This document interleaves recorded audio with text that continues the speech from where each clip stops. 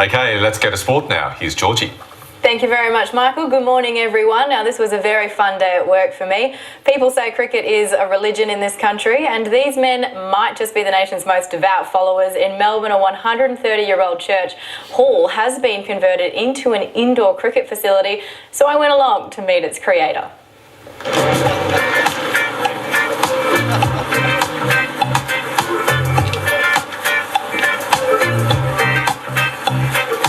Now, Pete, we're in a pretty unique situation here, a unique setting at St. Colum's Church. First of all, explain to us what's happened here.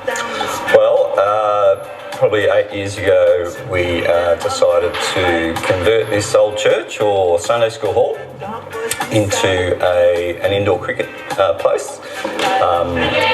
We knew Swinburne was very busy with Indian students, so they were having a hard time in Melbourne. We'll get them in and play cricket, show them who's boss, and so we started this idea, and it's just grown from there. How long did it take to convert the church? It's taken 8 years really to evolve. So when it started, it was like playing in a very dimly lit sort of building, and so gradually we've added bits and pieces to it. One of them being DRS?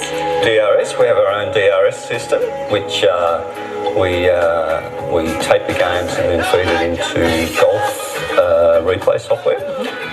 So players can appeal a decision, do this, which they do. And so we run through the play in slow motion. The third umpire adjudicates, and he's got his red and green lights. So we have the speed gun, which is back behind us there. This is a serious business.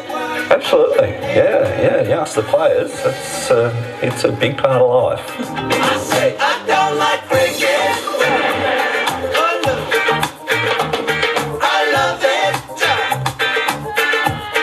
V, you've been here for a very long time. Talk us through how you've seen this competition evolve and change. Well, I was one of the original sort of people to play, and I remember the church even the hall looked very different to what it does now. Pete's done an amazing job into constantly evolving the place. There's just a few blokes playing, and now we've got 4 grades. We've got 8 teams in each grade. So it's really evolved a lot. And so what about Pastor Pete? What has he meant to you in terms of getting you involved with this, but also what does he bring to the atmosphere of a game? Well, honestly, it's because of him that all myself and my mates are able to stay in touch, because everybody's busy with work all day, and Pete put so much of his time to put this community together, and we're just so happy to be a part of it. What did you make of it when Pete came up with this idea? I mean, I thought it was crazy, but it worked. I mean, that's Pete for you. What are the chances of this? But okay, it kind of works. It's like 300 members. And you have a very special 12th man in your Black Labrador, George. Correct. How often does he come to the games? What is his role? Well, he would come twice a week, and he tends to adjudicate on his own from the grandstand. He's got lots of friends here, and he lives for that moment when the game ends and he can run on and chase the ball. Thank you very much for joining us on News Breakfast. It's a pleasure.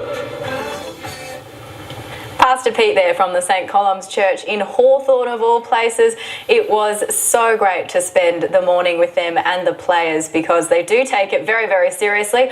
Like Pastor Pete said, there was a lot of trash talk, a lot of mentions of sandpaper, which I didn't appreciate that much, but all in good fun, in excellent spirit, and it is a wonderful community atmosphere that they have there. And George, the 12th man, what a name, what a perfect name. What's not to like about George? I also like the DRS system. It was so they good. left nothing out. No, and I really did enjoy sitting atop everyone and sort of officiating a game. There was a lot of responsibility, but it suited me, I thought. I reckon, yeah. My favourite part was that scene from the outside when you see it, it's a church. You would never ever think that inside there was an indoor cricket ground. No. So there you go. No, and I love the cross that's made out of cricket bats. That was another addition from Pastor Pete and the players. They made it themselves.